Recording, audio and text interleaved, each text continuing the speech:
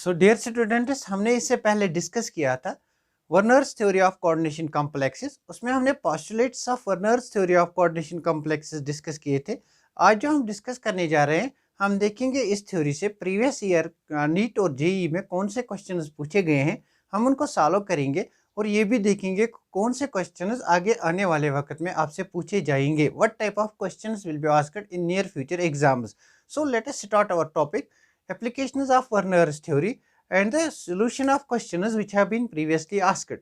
तो मैंने आपको कल कहा था वर्नर ने अपनी थ्योरी अप्लाई की इन कॉम्प्लेक्सेस पे CO, Cl3, 6 times NH3। इससे हमने 4 टाइप ऑफ कॉम्प्लेक्सेस बनाए थे। From this type of structure, from this molecular compound, from this compound we have formed 4 structures, 4 types of complexes.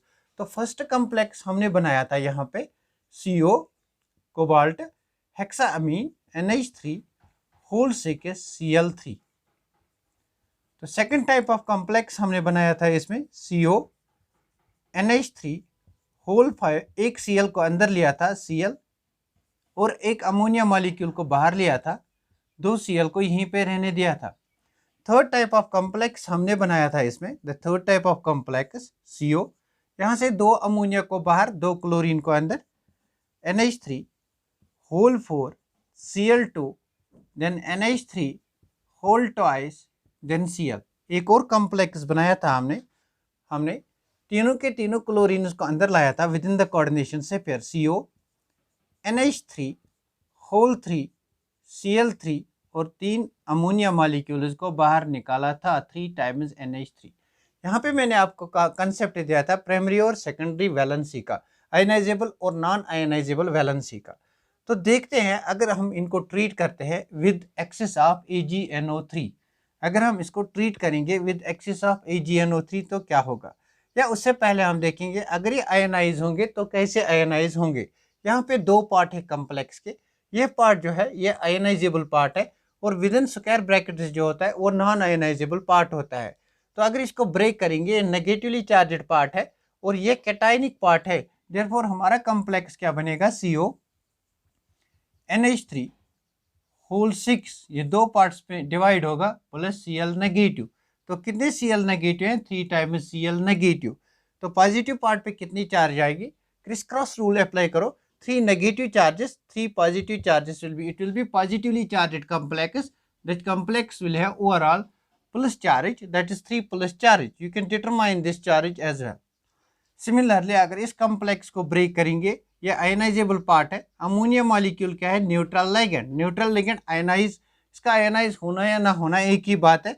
तो यहाँ पे जो चार्जेस आयनाइज होंगे वो होंगे 2 क्लोराइड आयन्स और कॉम्प्लेक्स हमारा क्या होगा, positively charged part. Positively charged part means cationic complex CO, NH3, whole 5, Cl। तो यहाँ पे 2 नेगेटिव, यहाँ पे 2 प्लस, यहाँ पे 2 प्लस चार्ज आएगी कॉम्प्लेक्स पे। इसी तरह अगर हम इसको ब्रेक करेंगे, इसको ब्रेक करने से क्या होगा, यहाँ पे हमें कैटायनिक पार्ट मिलेगा CO, NH3, होल 4, Cl2, यहाँ positively charged part plus Cl negative.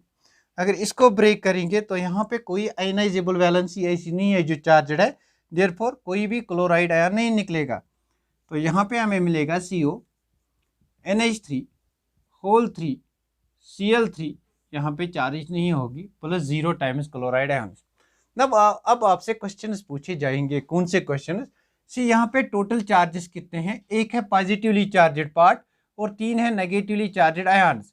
तो कैटायन की चार्ज कितनी है, यहाँ पे कैटायन की अगर बात करेंगे, कैटायन की 1 चार्ज है, एनायन की 3 चार्ज है, 3 माइनस एनायन की 3 एनायन्स हैं, देयरफॉर 3 चार्जेस हैं। यहाँ पे कैटायन एक ही पार्ट है, एनायन की चार्ज 3 है। यहाँ पे अगर कैटायन की बात करेंगे, कैटायन यहाँ पे एक पार्ट है और एनायन यहाँ पे 2 पार्ट्स है। यहाँ पे कैटायन एक पार्ट है, एनायन भी एक पार्ट है। यहाँ पे कैटायन का एक पार्ट है जिसे न्यूट्रल कॉम्प्लेक्स, इसकी हम बात ही नहीं करेंगे, यहाँ पे कोई आयनाइजेबल वैलेंसी नहीं है। तो टोटल नंबर ऑफ आयन्स यहाँ पे कितने होंगे, 3 ये 1 4 आयन, 2 ये 1 3 आयन, एक ये 2 आयन, यहाँ पे एक ही। तो यहाँ पे टोटल नंबर ऑफ आयन्स अगर बात करेंगे, यहाँ पे 4 आयन्स, यहाँ पे कितने आयन्स थे, cationic 1, anionic 3, cationic 2, anionic, cationic 1, anionic 2, cationic 1, anionic 1। तो टोटल नंबर ऑफ आयन्स यहाँ पे 4 आते हैं। 2 + 1 total number of ions 3, total number of ions 2। तो अब आपसे क्वेश्चंस पूछे जाएंगे। कैसे क्वेश्चंस पूछे जाएंगे? अब आप सॉल्यूशन से इसके क्वेश्चंस ढूंढ सकते हो। Now see how.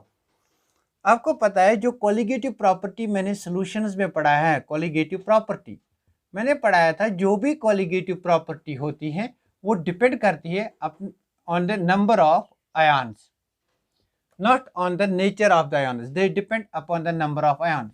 हमारे पास 4 टाइप की कोलिगेटिव प्रॉपर्टी थी। एक तो हमारे पास था elevation in boiling point delta TB, depression in freezing point delta TF.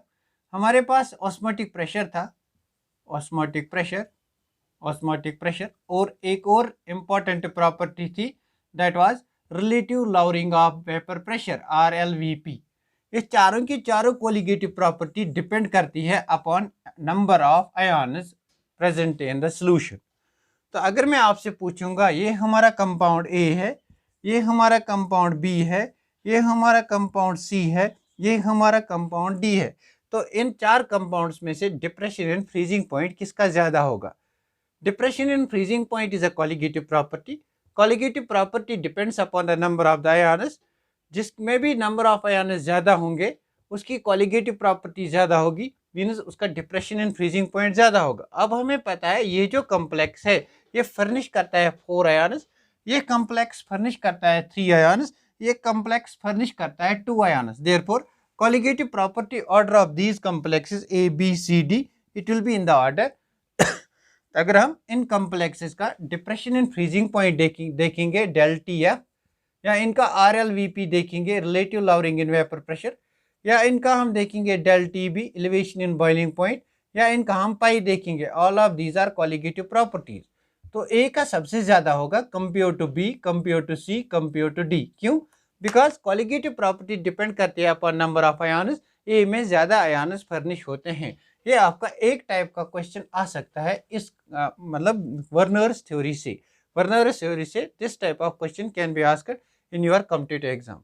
ये क्वेश्चन वो आपको रिलेट करेगा विद वन टॉपस फैक्टर से, जहां पे मैंने आपको प्रॉब्लम सिखाई थी वन टॉपस फैक्टर में आयोटा कैसे निकालते हैं। वन टॉपस फैक्टर आयोटा किसके बराबर होता है? Number of ions. तो नंबर ऑफ आयन्स आप निकाल सकते हो, आप वन टॉपस फैक्टर भी वहां से निकाल सकते हो। तो ये टाइप ऑफ क्वेश्चन है जो पूछा जा सकता है। Now one more type of question, that is the application of Werner's theory on conductivity.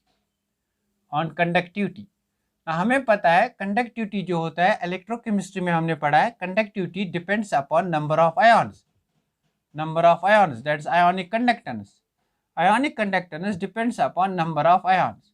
तो जितने ज़्यादा नंबर ऑफ आयन्स होंगे, जितने ज़्यादा नंबर ऑफ आयन्स होंगे उतनी ज़्यादा कंडक्टिविटी होगी, आयोनिक कंडक्टिविटी होगी, उतनी ज़्यादा आयोनिक कंडक्टिविटी होगी। ना आपको बताना है ए बी सी डी में से आयोनिक कंडक्टिविटी किसकी ज़्यादा है। This question has not been asked, I hope it will be asked in near future. तो आपको बताना है इन 4 कॉम्प्लेक्सेस में किसकी ज़्यादा आयोनिक कंडक्टिविटी होगी। तो आयोनिक कंडक्टिविटी किसकी ज़्यादा होगी? जो ज़्यादा आयन्स फर्निश करेगा, because ionic conductivity depends upon the number of the ions. तो जितने ज़्यादा नंबर ऑफ आयन्स होंगे उतनी ज़्यादा आयोनिक कंडक्टिविटी होगी। तो ए की आयोनिक कंडक्टिविटी ज़्यादा होगी compare to B, which will be more compared to C, which will be more compared to D. This is the type of the question that may be asked from Werner's theory. Now, what are the questions that have been asked? Let us solve those questions which have been asked from Werner's theory. उन questions को solve करके देखते हैं कौन से questions पूछे गए हैं Werner's theory of coordination complexes में। तो पहला क्वेश्चन जो पूछा गया है, तो क्वेश्चन ये है, cobalt third chloride forms several octahedral complexes with ammonia, which one will not give test for chloride ions when treated with Cl3। तो question is cobalt third chloride, this is cobalt third chloride.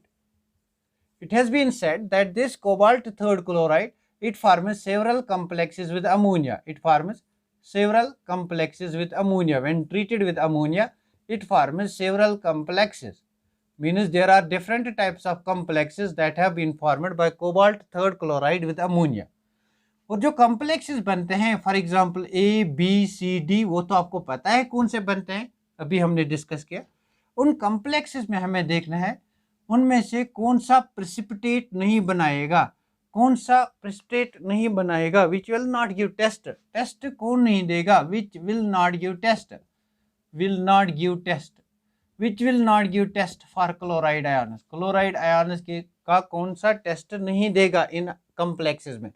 तो पहले से start करते हैं इस complex को। ये हमारा कोबाल्ट थर्ड क्लोराइड है, means we have CO and we have Cl3, we treat it with 6 times ammonia, we get different types of complexes। तो complexes हमें 4 बनते हैं। Number first complex, that's A type of complex, B type of complex, C type of complex, D type of complex। तो A type of complex में क्या बनते हैं, cobalt तीन क्लोराइड आयन्स जो हैं ये आयनाइजेशन सेफेयर में चले जाते हैं, कोबाल्ट NH3 होल सीक्वेंस, ये Cl3 बाहर जाते हैं। जो भी आयन्स बाहर होंगे, पॉजिटिव और नेगेटिवली चार्जड आयन्स जो भी बाहर होंगे, तो उन आयन्स में क्या होता है, जो भी आयन्स बाहर होंगे वो आयनाइजेबल होते हैं। Ionizable means they can be ionized, ionized means they can be precipitated out, precipitated means they can give test. जो भी आयन्स बाहर होंगे उन्हीं का हम टेस्ट निकाल सकते हैं। तो आप मुझे बताइए यहाँ पे कितने आयन्स बाहर हैं। तो 3 chloride ions are outside coordination sphere. ये आयन्स क्या है, ionizable valency, ionizable valency means they can be broken down. तो अगर इस कॉम्प्लेक्स को ब्रेक करेंगे तो यहाँ पे क्लोराइड आयन हमें मिलेगा, उस क्लोराइड आयन का हम टेस्ट निकाल सकते हैं। और जो भी आयन्स विद इन कोऑर्डिनेशन सेफेयर होते हैं उनका हम टेस्ट नहीं ले सकते हैं। पहले लेक्चर में मैंने ये डिस्कस किया था व्हाट आर कोऑर्डिनेशन कॉम्प्लेक्सेस, तो उसी डेफिनेशन से ये क्वेश्चन निकला है। नाउ सी, अगर इसको हम ब्रेक करेंगे व्हाट विल वी गेट, अगर ब्रेक करेंगे we get CO NH3 whole sequence 3 times Cl negative, means यहाँ पे ये जो क्लोराइड आयन्स है इनका हम टेस्ट कर सकते हैं। किसके साथ, अगर हम ट्रीट करेंगे विद AgNO3, तो एक्सिस AgNO3 के साथ क्या करेंगे, जब भी हम AgNO3 किसी भी आयन के साथ, यूजुअली क्लोराइड आयन के साथ ट्रीट करते हैं तो वहाँ पे प्रेसिपिटेशन रिएक्शन होती है, means Ag reacts with Cl to form precipitate. तो यहाँ पे 3 मोल्स ऑफ AgCl फॉर्म होंगे, 3 मोल्स ऑफ AgCl। तब दूसरे कॉम्प्लेक्स को बनाते हैं, एक क्लोरीन को अंदर लाके एक अमोनिया को बाहर लेंगे, CO NH3 whole 5 Cl2, this is B type of complex. अब आप मुझे बता यहाँ कितने आयनाइजेबल वैलेंसी बाहर है, 2 क्लोराइड आयन्स। तो अगर 2 क्लोराइड आयन्स हैं, अगर एक्सेस ऑफ AgNO3 के साथ इसको ट्रीट करेंगे तो क्या होगा, will get 2 times AgCl, means यहाँ पे भी टेस्ट क्लोराइड आयन्स का आता है। अब C टाइप ऑफ कॉम्प्लेक्स को बनाएंगे, एक और क्लोरीन को अंदर लाएंगे, CO NH3 होल 4 Cl2, बाहर एक क्लोरीन। अब इसको AgCl के साथ ट्रीट करेंगे तो जो भी बाहर आयन है उसको Ag क्या करेगा, उसको Ag प्रेसिपिटेट करेगा, AgCl बनाएगा। तो यहाँ पे क्या मिलेगा हमें, AgCl कितने मोल्स, 1 मोल ऑफ AgCl। अब D टाइप ऑफ कॉम्प्लेक्स बनाएंगे जहाँ पे तीनों के तीनों क्लोरीनों को अंदर लेंगे, CO NH3 होल 3 Cl3, ये हमारा कॉम्प्लेक्स बन गया ना। अब इस कॉम्प्लेक्स में आप क्या करोगे, यहाँ पे कोई आयन बाहर नहीं है, देयरफॉर अगर AgCl के साथ ट्रीट करेंगे तो कोई रिएक्शन नहीं होगी, नो रिएक्शन, मीन्स यहाँ पे कोई क्लोराइड आयन बाहर नहीं है, यहाँ पे कोई टेस्ट नहीं आएगा क्लोराइड आयन का। तो हमारा ऑप्शन क्या हो गया, this is the correct option, जो क्लोराइड आयन का टेस्ट नहीं देगा। This is first question which was asked in 2015। Now let us proceed to second question.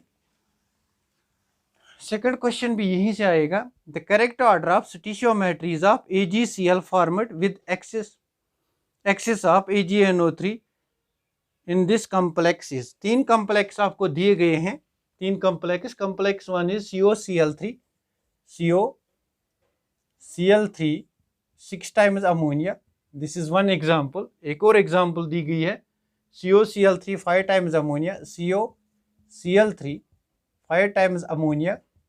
एक और एग्जाम्पल दी गई है, COCl3 4 times ammonia, COCl3 4 times ammonia। आपको बताना है किसमें कितने AgCl मोल्स प्रेसिपिटेट होते हैं, कितने मॉलिक्यूल्स ऑफ AgCl प्रेसिपिटेट होते हैं। तो इनका हम जियोमेट्री बनाएंगे, इनकी हम स्ट्रक्चर बनाएंगे। इसकी स्ट्रक्चर अगर बनाएंगे, CO NH3 whole Cl3 because ये कोऑर्डिनेशन नंबर 6 को बिलोंग करता है। अब इसकी बनाएंगे CO NH3 होल 5, यहाँ तक कोऑर्डिनेशन नंबर 5 है, देयरफॉर एक क्लोरीन को अंदर रहना है, जरूरी रहना है, so that coordination number 6 can be maintained. Now the coordination number is 5 + 1 6, तो बाहर क्या रह गया हमें 2 क्लोरीन। यहाँ पे अगर फार्मूला बनाएंगे CO NH3 होल 4, तो कोऑर्डिनेशन नंबर 4, 2 क्लोरीन को अंदर लाओ, एक क्लोरीन बाहर रह गया, तो ये कोऑर्डिनेशन नंबर 6 है, ये भी 6 है, ये भी 6 है ना। सी अब क्या करेंगे, यहाँ पे अगर AgCl के साथ ट्रीट करेंगे, हमें बताना है ये कितने मोल्स ऑफ AgCl बनाएगा, AgNO3, ये भी AgNO3 के साथ ट्रीट करेंगे, ये भी AgNO3 के साथ ट्रीट करेंगे। AgNO3 का काम क्या होता है, AgNO3 प्रोवाइड करता है हमें Ag+ आयन। Ag+ आयन जहाँ कहीं भी क्लोरीन देखेगा, ये रिएक्ट करेगा with chloride negative ion, it will precipitate out, will form AgCl। तो यहाँ पे एक्सेस हम यूज करते हैं, अगर यहाँ पे 1 इक्विवेलेंट होता तो एक AgCl बनता, 2 इक्विवेलेंट तो 2 AgCl, लेकिन यहाँ पे एक्सेस है, एक्सेस मीन्स जितने भी हमारे क्लोराइड आयन आयनाइजेबल है सबके सब प्रेसिपिटेट बनाएंगे, तो यहाँ पे 3 टाइम्स AgCl बनेगा। यहाँ पे 2 आयनाइजेबल है, 2 टाइम्स AgCl, यहाँ पे एक है, दैट इज AgCl। अब आप खुद ही बताओ what is the ratio, ratio is 3:2:1, or the number of AgCl molecules formed in this case is 3, in this case it is 2, and in this case it is 1। एक और type of question पूछा गया है इसे, I hope that question will be asked again in near future, that question may be asked again। वो data change करेगा, उस question को अगेन वो पोस्ट कर सकता है। तो क्वेश्चन है excess AgNO3 is added to, excess AgNO3 is added to, excess AgNO3 is added to 100 ml of 0.01 molar solution of 0.01 molar solution of chromium tetraaqua dichloro third chloride, tetraaqua dichloro chromium third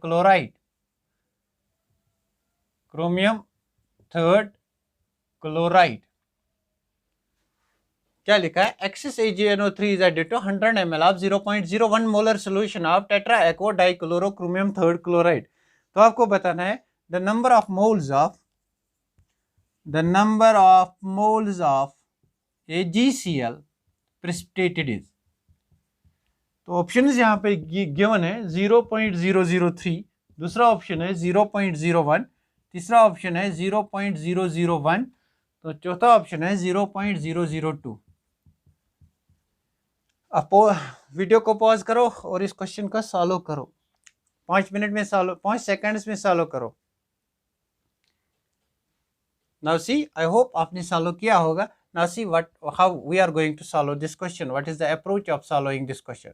ना क्या लिखा है यहाँ पे complex दिया है dichloro tetraaqua dichloro, tetraaqua means 4 times water, in coordination chemistry water को हम एक्वा कहते हैं, 4 times water, dichloro means 2 times chlorine, और मेटल कौन सा है इसके साथ, क्रोमियम। थर्ड क्लोराइड है means oxidation state of chromium should be oxidation state of chromium should be 3, यहाँ पे ऑक्सीडेशन स्टेट 3 आनी चाहिए। तो अगर यहाँ पे क्लोरीन लगाएंगे फिर ऑक्सीडेशन स्टेट निकालेंगे, सो दैट हम चेक कर सकते हैं क्या यही फार्मूला इस कंपाउंड की है। Let x be the oxidation state of chromium, तो वाटर कौन सा लिगेंड है, न्यूट्रल लिगेंड, न्यूट्रल लिगेंड की ऑक्सीडेशन स्टेट 0 होती है। क्लोरीन नेगेटिवली चार्जड लिगेंड है, एक क्लोरीन का -1, तो 2 क्लोरीन का 2 × -1, और इस क्लोरीन का -1 is equal to 0, then x is equal to 2 1 = 2 -2 -1 that's -3 is equal to 0, x is equal to +3।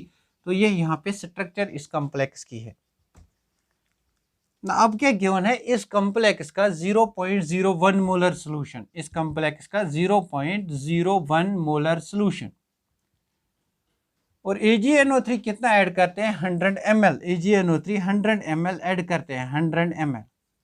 तो पहले हम नंबर ऑफ मोल्स निकालते हैं यहाँ पे। अगर आप इससे क्वेश्चन को ऐसे नहीं करोगे, क्वेश्चन को अगर आप अप्रोच ऐसे करोगे, इसको इसके साथ एक्सेस ऑफ AgNO3 ट्रीट करोगे तो कितने मोल्स ऑफ AgCl बनेंगे। यहाँ पे एक क्लोराइड आयनाइजेबल वैलेंस है, तो यहाँ पे एक ही AgCl प्रेसिपिटेट बनेगा, एक AgCl। लेकिन हमें डाटा गिवन है और हमें निकालना है कितने मोल्स बनते हैं। तो आपको पता है सॉल्यूशंस में मोलैरिटी किसके बराबर होती है, molarity is equal to number of moles divided by volume of solution in litres, volume of solution in litres ना। यहाँ से हम नंबर ऑफ मोल्स निकाल सकते हैं इसको इससे मल्टीप्लाई करने के बाद। Therefore number of moles is equal to molarity into volume in litres. ना मोलैरिटी यहाँ पे दी गई है दैट इज 0.01, वॉल्यूम दिया हुआ है 100 ml, लेकिन हमें लीटर में चाहिए, that is into 100 divided by 1000. Now it becomes in liters. 0 and 0 will go, this and this will go, it becomes equal to 0.01 divided by 10, that is 0.001. तो सी अब क्या होगा, यहाँ पे इसको हमने डिसोसिएट किया, we got chromium H2O whole 4Cl2 plus, यहाँ पे एक माइनस, यहाँ पे एक प्लस। हम इसका कितना लेते हैं 0.c, एक मोल। अगर हमारे पास एक मोल होता तो एक मोल से हमें एक मोल बनता, लेकिन हमें कितना है यहाँ पे 0.001 मोल, तो 0.001 मोल से 0.001 मोल ही बनेगा, ओनली 0.001 मोल ही बनेगा। सी अगर यही क्वेश्चन ऐसे पूछा जाता तो क्या होता, यही डाटा गिवन है, लेकिन कॉम्प्लेक्स यहाँ पे कुछ और देता। फॉर एग्जांपल यहाँ पे Cl और यहाँ पे Cl2, तो आप मुझे बताएं यहाँ पे कितने AgCl मॉलिक्यूल्स बनेंगे। बाहर 2 क्लोरीन है, 2 AgCl मॉलिक्यूल्स। 0.001 से कितना बनता है, 0.001 से एक बनता है, लेकिन अगर 2 चाहिए तो इसको 2 से मल्टीप्लाई करना था, वी विल गेट 0.002। तो अगर ये वाला कंपाउंड होता 0.002 ऑप्शन होता, लेकिन अगर ये वाला कंपाउंड है तो 0.001 ऑप्शन है। These were certain questions which were asked from Werner's theory of coordination compounds. So friends, we have finished here Werner's theory of coordination compounds. In the next lecture we will discuss VBT theory, valence bond theory. We will discuss lot of examples are there. They will come those that VBT theory will also discuss why need of VBT theory arises, means what are the drawbacks of Werner's theory. Okay, that's the end of the class today. Thanks for watching this video. Please like, share and comment. If you face any problem in solving any type of question on Werner's theory, you can ask me, you can comment to me. I'll be always there for you people to help you in every field, in every second for your exams. Thanks for watching.